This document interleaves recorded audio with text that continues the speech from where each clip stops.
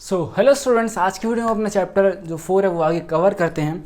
और सबसे पहले हम जो टॉपिक पढ़ेंगे वो पढ़ेंगे ट्रांसलेशन प्रोसेस। और इस वीडियो में हम पूरा लास्ट तक कवर करेंगे कंपाइलर वर्सेस इंटरप्रेटर के बारे में।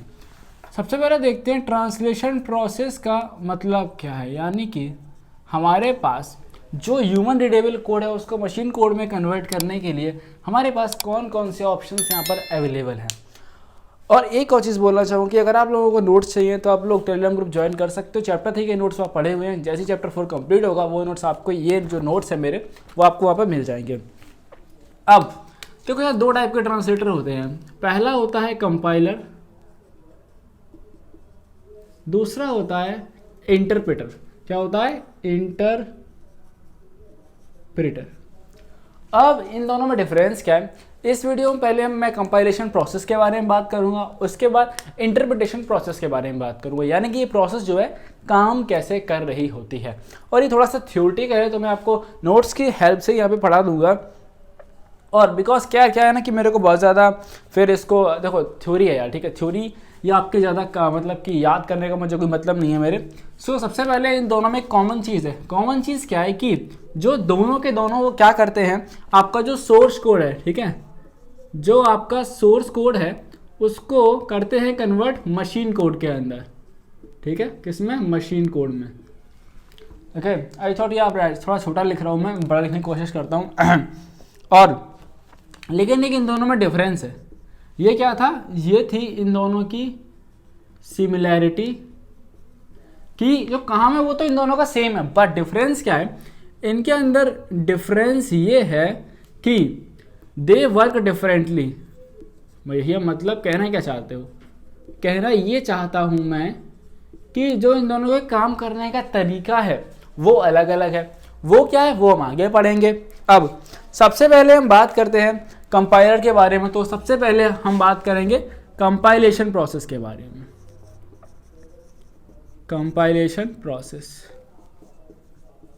अब कुछ बच्चे कहेंगे भैया ये चैप्टर जो चैप्टर 4 है आपका सिलेबस कब तक कंप्लीट हो पाएगा? देखो मैं अपना बेस्ट ट्राई करता हूँ कि यार मैं आप लोगों का सिलेबस कंप्लीट कराऊँ ठीक है। अगर आप कई बच्चे यार जो है बोलते हैं भैया हम आपका सिलेबस देख रहे हैं, बट मैं चेक करता हूँ स्टूडेंट सब्सक्राइब नहीं करते हैं चैनल को और मोटिवेट नहीं कर रहे हैं मुझे। यार देखो मैं अपना बेस्ट ट्राई कर रहा हूँ। चलो वापस आते हैं। अब देखो कंपाइलेशन प्रोसेस बेसिकली है क्या। कंपाइलेशन प्रोसेस में क्या है, ये जो सोर्स कोड देखो, अब थ्योरी को पॉइंट्स में कैसे लिखते हैं वो आपको बताते हैं। तो ये सबसे पहला पॉइंट क्या करता है, ये क्या करता है, सोर्स कोड को लेता है, ठीक है। अब ध्यान से समझना, कंपाइलेशन प्रोसेस जो है वो हमारा अभी इन डेप्थ से आगे पढ़ रहे हैं हम। कंपाइलेशन प्रोसेस क्या है? A compiler takes the source code and then follow certain micro steps to produce a low level code. ये क्या करता है, इनपुट क्या ले रहा है? सोर्स कोड, और आउटपुट क्या दे रहा है आपको? आउटपुट में दे रहा है लो लेवल मशीन कोड, ठीक है। अगर आपको इनडेप्थ पढ़ना है तो मैं आपको वही पढ़ा दे रहा हूँ, और इसके बाद आपको अपनी बुक पढ़ने की जरूरत नहीं पड़ेगी, इतना इनडेप्थ आपको मेरी वीडियो से मिल जाएगा। अब इसके देखो दो स्टेप्स है। क्या है इसके? यहाँ से दो स्टेप्स हैं। हम इसको ऐसे लिख लेते हैं। यहाँ से हमारे पास इसके दो स्टेप हैं और हम इस तरीके से, बिकॉज जब भी आप नोट्स बनाओ तो अगर आप डायग्राम के थ्रू जाओगे तो आपको बहुत ज़्यादा अच्छे समझ में आएगा। अब इसके सॉरी यहाँ पे दो स्टेप नहीं है यार, नंबर ऑफ स्टेप्स, इसके 4 स्टेप है। ओके, वही मैं कहूँ यार, 2 स्टेप कैसे हो गए? अब ये स्टेप हैं 4, तो हमको 4 बनाना है। तो हम 4 के लिए क्या करेंगे? देखो हर चीज़ का अलग अलग तरीका है। हम 4 के लिए इसको कुछ इस तरीके से ड्रॉ कर लेते हैं, ठीक है। 4। अब देखो लिखना क्या है, 4 पहला क्या है? प्री प्रोसेसिंग, इसको नीचे कर लेते हैं। दूसरा है हमारे पास कंपाइलेशन। अब इस कंपाइलेशन में हमारे पास 2 चीज़ें हैं। कंपाइलेशन में क्या है? कंपाइलेशन हमारा 2 पार्ट में होता है। एक होता है एनालिसिस और दूसरा होता है हमारा सिंथेसिस। ओके, इसके बाद होती है हमारी क्या? असेंबली और लास्ट हमारा बचता है लिंकिंग। लास्ट क्या है? लिंकिंग। अब हर एक फेज को हम इन डेप्थ पढ़ेंगे। और सबसे पहले हम इधर से पढ़ना शुरू करते हैं। सबसे पहले आपको बढ़ाता हूँ प्री प्रोसेसिंग के बारे में कि प्री प्रोसेसिंग है क्या। ओके, तब तक आप लोग इसको एक तरफ से नोट वीडियो को पॉज करके आप लोग नोट कर सकते हो। ओके ओके, सो हम इस डायग्राम को भी यहीं बना रहने देते हैं बिकॉज ये हमारी हेल्प करेगा अभी आगे के लिए। चलो, सबसे पहले हम कवर करेंगे प्री प्रोसेसिंग फेज। ये है हमारा नंबर ए। क्या है ये? Pre processing phase. ओके, ठीक है भैया। अब देखो इसके अंदर होता क्या है। इट रिमूव्स, इसका काम होता है कि जितने भी आपके कमेंट्स होते हैं, कमेंट्स होंगे सोर्स कोड से, तो हम इसको ऐसे लिख सकते हैं। आप लोग देखो, मैंने जो नोट्स लिखे हैं ना वो बिल्कुल बेस्ट है, आप इसको और शॉर्ट कर सकते हो। कैसे? आप इसको पॉइंट वाइज लिख सकते हो कि इट रिमूव्स कमेंट। सबसे पहला काम है इसका, क्या करता है? It removes comment from source code. जो आपने कोड इसको दिया है ना, सबसे पहले कमेंट को रिमूव करा जाता है। इसके बाद करा जाता है कि जो भी उसके लिए रिक्वायर्ड कंपोनेंट्स होते हैं उनको इंपोर्ट किया जाता है। इसके बाद क्या किया जाता है? Imports the required component.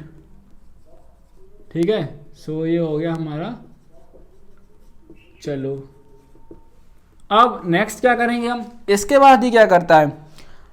अब देखो, जो मॉड्यूल्स जो भी इंपोर्ट करे जाते हैं उसके लिए इंपोर्ट कमांड को यूज किया जाता है। तो हम इसमें लिख सकते हैं कि import command is used, import command is use to import the module. देखो यार, मैं पूरी कोशिश कर रहा हूँ कि मैं इसको थोड़ा फास्ट करूँ बिकॉज छोटी कह रहे तो थोड़ा लिख रहा तो पड़ेगा ही। ओके, इसलिए मैं नोट्स की हेल्प भी लिया। अब क्या है कि लास्ट में देखो क्या करेगा ये source code.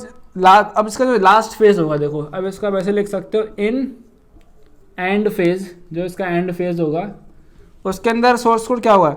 Source code is just completed code. अब जो सोर्स कोड है ना वो आपका कंप्लीट कोड होगा। Code is just completed code, क्योंकि इसके अंदर हमको जो भी इंपोर्ट करना था वो हमने इंपोर्ट कर दिया और जो हमारी एक्स्ट्रा चीजें थी, कमेंट्स थे, उनको हमने डिलीट कर दिया।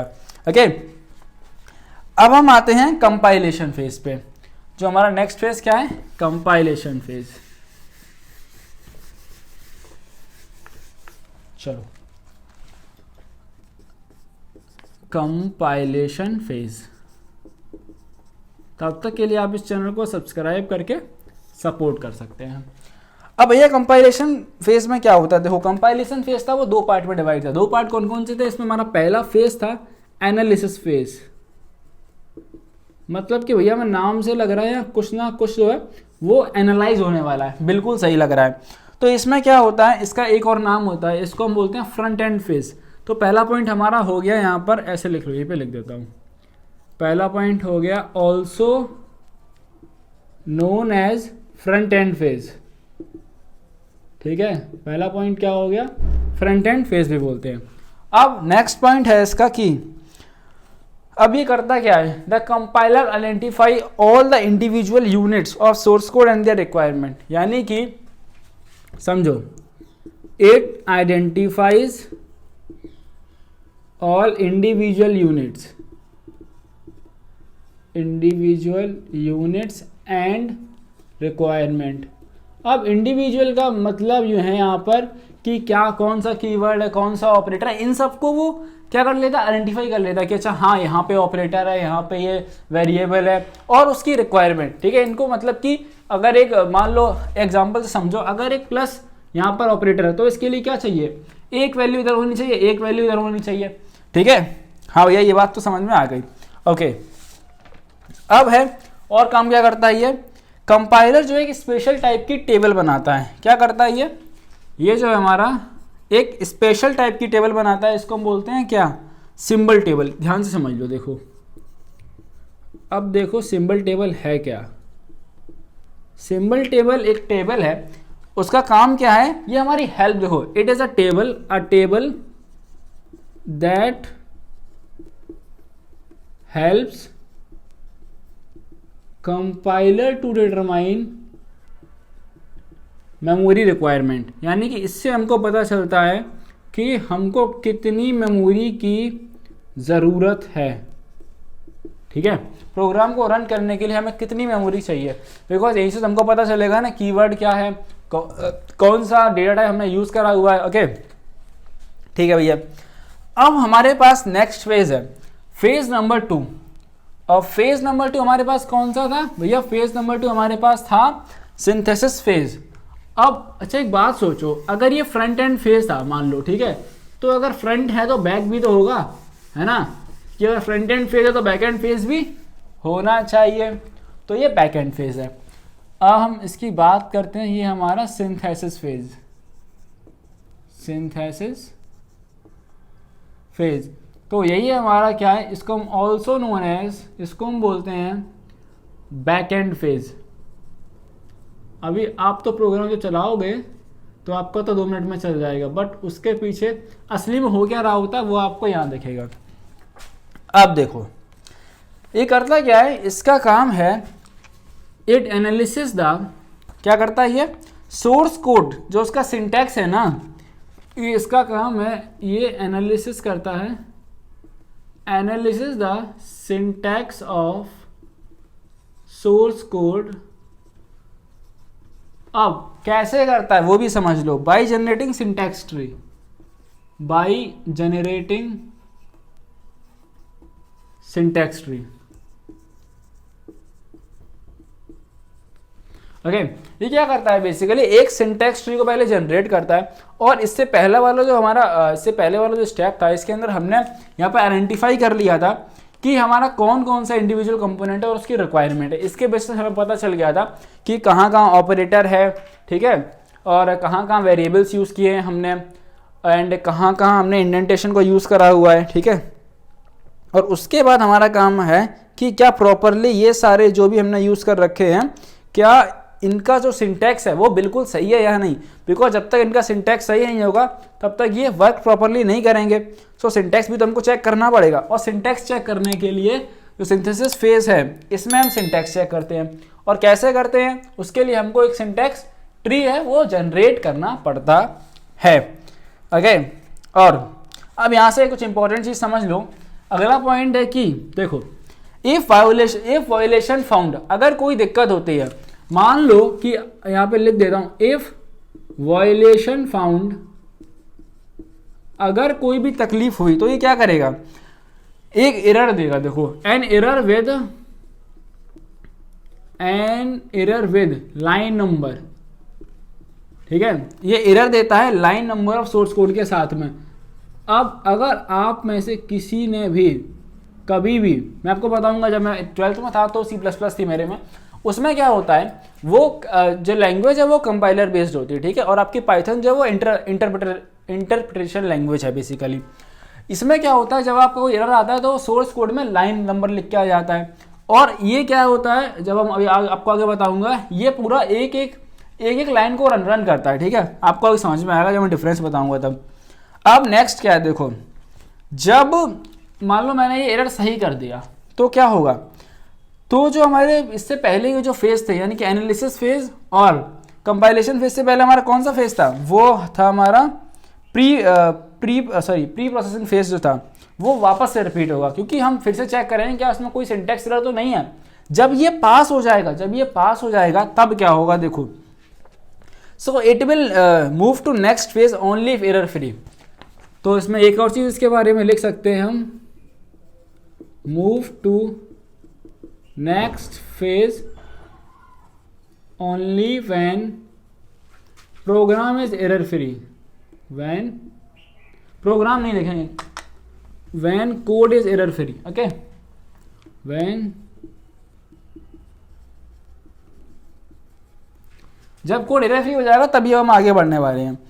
अब एक और चीज समझ लो, ठीक है, अब क्या होगा कि now it will converted into intermediate code. अभी किसमें कन्वर्ट होगा, इंटरमीडिएट कोड में। आपको याद होगा जब हमारा पहला फेज था प्री प्रोसेसिंग वाला, उसके अंदर हमने क्या किया था, हमने इसको लो लेवल मशीन कोड में कन्वर्ट किया था, ठीक है। लेकिन अब सारी चीजें सिंटैक्स वगैरह चेक करने के बाद अब जो हमारा कोड है वो कन्वर्ट होगा किसके अंदर, ये कन्वर्ट होने वाला है हमारा, now it will convert into intermediate, भैया अरे कैसे लिख रहे हो, सॉरी फॉर दैट, चलो सही से लिख देता हूँ, for into intermediate machine code होगा, ओके मशीन कोड ही होगा ना, नहीं इंटरमीडिएट कोड है सीधा, मतलब मशीन कोड ही आप इसको मान लो, इंटरमीडिएट कोड में ये कन्वर्ट होगा। अब इसके बाद क्या होगा देखो, अब जो इंटरमीडिएट कोड है ये सीधी से बात है असेंबली लेवल इंस्ट्रक्शंस में चल रहा है अभी, ओके। अब नेक्स्ट फेज है हमारा असेंबली फेज, क्योंकि अब हमने बात अभी कर ही ली थी इसकी, असेंबली फेज। अगली वीडियो के साथ ही चैप्टर आपका मैं ख़त्म कर दूंगा। अब वीडियोस में कोशिश कर रहा हूँ कि मैं लॉन्ग वीडियोस पे कवर करूँ, बिकॉज कई स्टूडेंट्स क्या कर रहे हैं, पहले मेरा एक्चुअली मोटिव क्या था कि आपको जो टॉपिक्स है ना बीच के, वो आप अगर एक टॉपिक पर्टिकुलर टॉपिक सर्च करो तो आपको मिल जाए, बट ये टॉपिक थ्योरेटिकली है, आप लोग एक बार ही पढ़ना चाहते हो, पता है मुझे। अब क्या है असेंबली फेज, तो इसमें क्या है, ये रिसीव करता है सिर्फ असेंबली लेवल इंस्ट्रक्शंस को और ये कन्वर्ट करेगा इनटू ऑब्जेक्ट कोड। ये क्या करेगा, इसके बारे में हमने क्या पढ़ा अभी तक, इट रिसीव्स, एक मिनट, इफ ये क्या रिसीव करेगा, असेंबली लेवल इंस्ट्रक्शंस को रिसीव करेगा, ठीक है। फिर क्या करेगा, उसको किसमें कन्वर्ट करेगा, कन्वर्ट कर देगा ये किसके अंदर, इनटू ऑब्जेक्ट कोड। आप कहोगे ऑब्जेक्ट कोड क्या है, so object code in the form of, object code का मतलब मशीन कोड होता है, ओके ओके। अब भैया इसके बाद क्या होगा, देन अब ये असेंबली मतलब कि बात बराबरी, आप इसको ये बोल सकते हो कि असेंबली कोड को बाइनरी कोड में कन्वर्जन हो रहा है, ठीक है। तो आप इसको ये भी लिख सकते हो कि ये असेंबली कोड को हमारा बाइनरी कोड में कन्वर्जन हो रहा है। अब नेक्स्ट हम बात करते हैं लिंकिंग की। सो नेक्स्ट है हमारे पास है, अब लिंकिंग के अंदर देखो क्या होगा, हमें नाम से ही पता चल रहा है कुछ ना कुछ लिंक विंक हो रहा होगा। सो लिंकिंग क्या करते हैं, जितनी भी रिक्वायर्ड लाइब्रेरीज होती हैं उसको ऑब्जेक्ट कोड से लिंक कर देता है। सो ये क्या कर देता है, it links all the required libraries,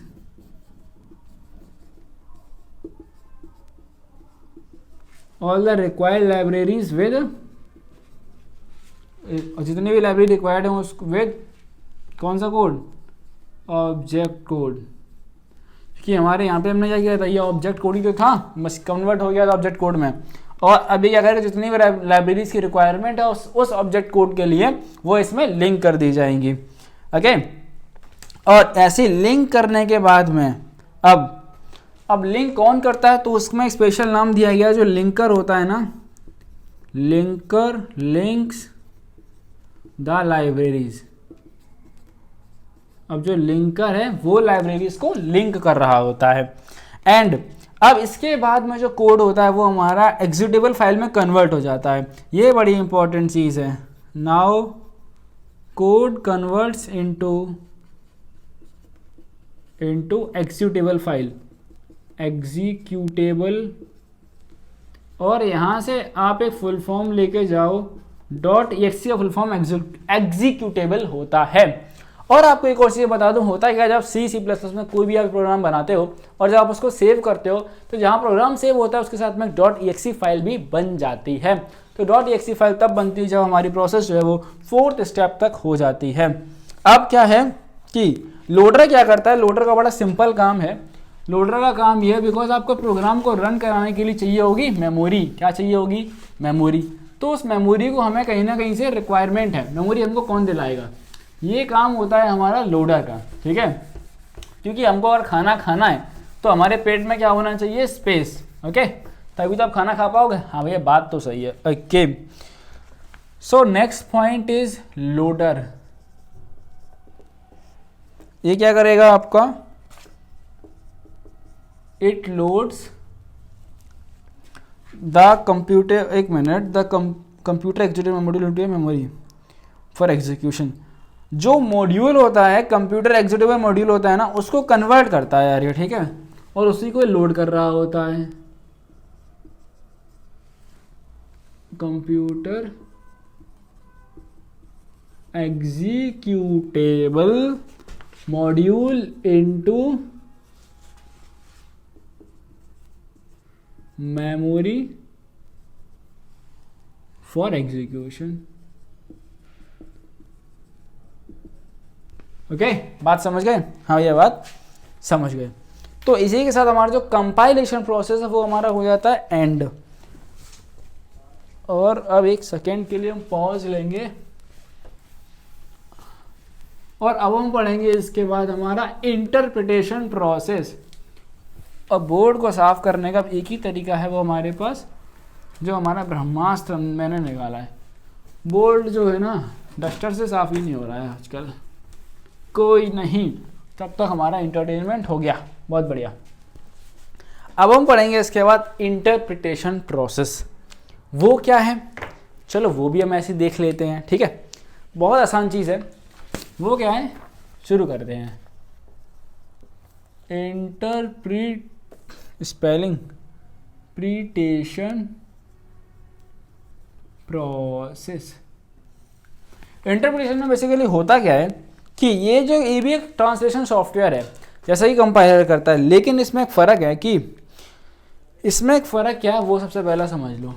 ये क्या करता है, ये लाइन बाय लाइन करता है। क्या करता है, it focuses on line by line, या कह सकते हो it converts code by one unit.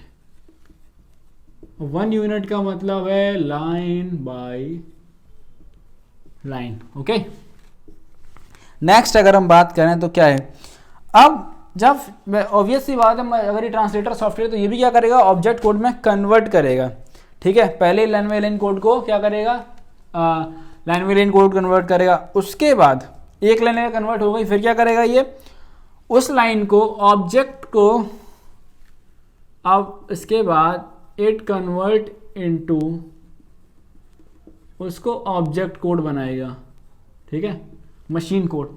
और इसी स्टेप में ही क्या कर देगा, ऐड द रिक्वायर्ड लाइब्रेरी।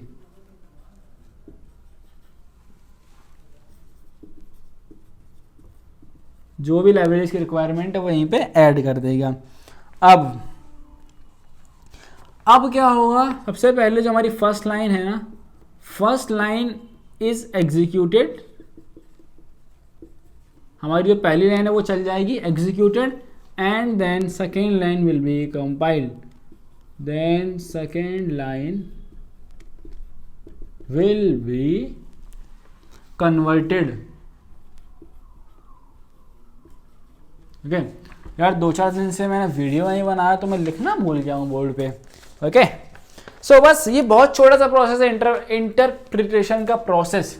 वो क्या है, सबसे पहले क्या करेगा ये, इसके बारे में देखो, सीधी सी बात, सबसे पहले हमने इसके बारे में डेफिनेशन है कि एक बार में एक यूनिट ऑफ कोड को कन्वर्ट करेगा। अब ये सबसे पहले क्या करेगा, जो एक लाइन को मान लो उसने उठाया, पहली लाइन को, उसको ऑब्जेक्ट कोड में कन्वर्ट किया, उसमें रिक्वायर्ड लाइब्रेरीज को ऐड किया, उस फाइल को एग्जीक्यूट कर दिया सीधा, एंड देन फिर ऐसा ही है सेम जो है सेकेंड लाइन के साथ करता रहता है।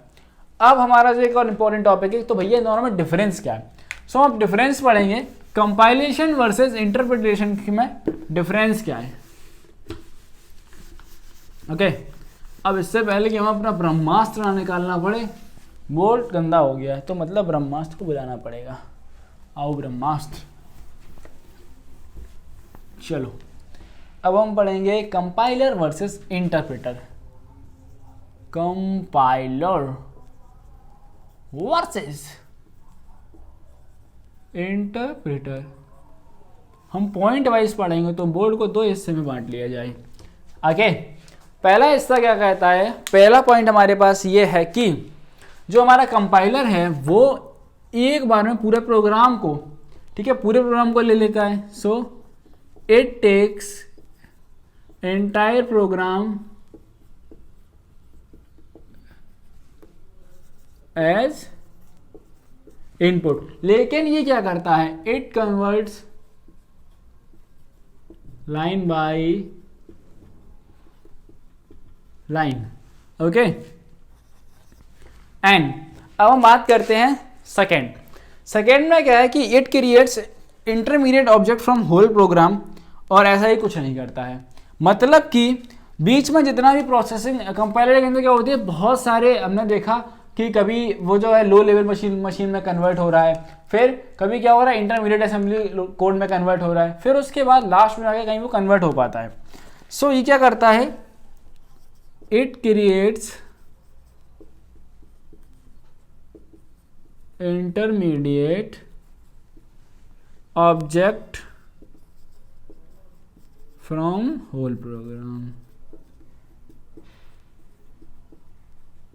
ओके और लेकिन ऐसा यहाँ पे कुछ नहीं होता, तो हम लिख देंगे इट डज नॉट। वो आपको आगे पता होगा, आपको आप इसे बहुत टैलेंटेड है लिखने में, इसका अपोजिट लिखना है, इट डज नॉट, यहाँ से आगे तक कॉपी कर देना। ओके अब नेक्स्ट पॉइंट क्या है, नेक्स्ट पॉइंट है इसको जो कंपाइलर होता है, कंपाइलर को काफ़ी ज़्यादा मेमोरी चाहिए होती है, ठीक है। So it requires more memory during compilation, ठीक है। अब लेकिन इसमें ऐसा नहीं है, इंटरप्रिटेशन में क्या होता है, इसको लेस मेमोरी चाहिए होती है। So it requires less memory. Next अगर हम बात करें इट डिप्स, अब देखो अगर इसमें कोई भी एरर आएगा तो ये क्या करेगा, it display error with number of line, ठीक है। ये आपका नंबर ऑफ लाइन के साथ आपका जो एरर है वो बता देता है। लेकिन अब इसमें तो एक ही लाइन हमारी जो है वो एक बार में एक लाइन हमारी एग्जीक्यूट होती है। सो ये क्या करेगा, ये आपका जो एरर है ना वो सिंगल इंस्ट्रक्शन में बताएगा, ठीक है। So it display error with single instruction. Fifth number, once compilation is over, एक बार जैसे कंपाइलेशन ओवर हो जाता है हमारा, a compiler is no longer needed to run the program, ठीक है। सो हम इसको लिख सकते हैं आफ्टर कंपाइलेशन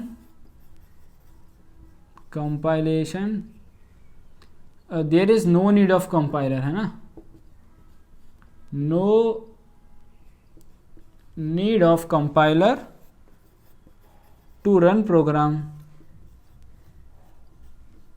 क्या इस बात को समझ रहे हो, ठीक है, समझ गए भैया। अब लेकिन इंटरप्रेटर में क्या होता है, it is required in memory to run the code, ठीक है। अब यहां इसका आपको लिखना है कि after interpretation it is required in memory to run the program। I know क्या आप थियोटिकली आप लोगों को उम्मीद, यार मैं कोशिश कर रहा हूँ इंटरेस्टिंग बनाने की, बट सो हमारे पास एक और डिफरेंस बच रहा है कि the same programme can be run without using of compiler. मतलब कि देखो इसको मैं बता देता हूँ आपको, इसका एग्जांपल देता हूँ। Same programme can run without compiler, it doesn't, ठीक है। मेरा कहने का मतलब क्या वो समझो। देखो सेम प्रोग्राम का मतलब यहाँ पे ये है कि अगर एक प्रोग्राम जो कि बिल्कुल एरर फ्री है, ठीक है, एक बार आप उसको चला चुके हो, अगर आप उसको दोबारा से एग्जीक्यूट कराओगे तो आपको कंपाइलर की जरूरत नहीं पड़ेगी, ठीक है। बट इंटरप्रिटेशन में क्या होगा, आप जब उस प्रोग्राम को दोबारा चलाओगे तो आपको मेमोरी चाहिए पड़ेगी, और मेमोरी वैसे भी इंटरप्रिटेशन में क्या होता है कि मेमोरी के लिए ये रिस्पॉन्सिबल होता है प्रोग्राम को। तो जब आपको प्रोग्राम चलाओगे आपको मेमोरी चाहिए, तो आपको इंटरप्रिटेशन की जरूरत पड़ेगी जब आप प्रोग्राम को दोबारा चलाओगे, चाहे वो एरर फ्री है तब भी आपको जरूरत पड़ने वाली है। सो बस आज की वीडियो में इतना ही था। अगली वीडियो में आपको जो भी नेक्स्ट टॉपिक बच रहे हैं चैप्टर कवर कर दूंगा।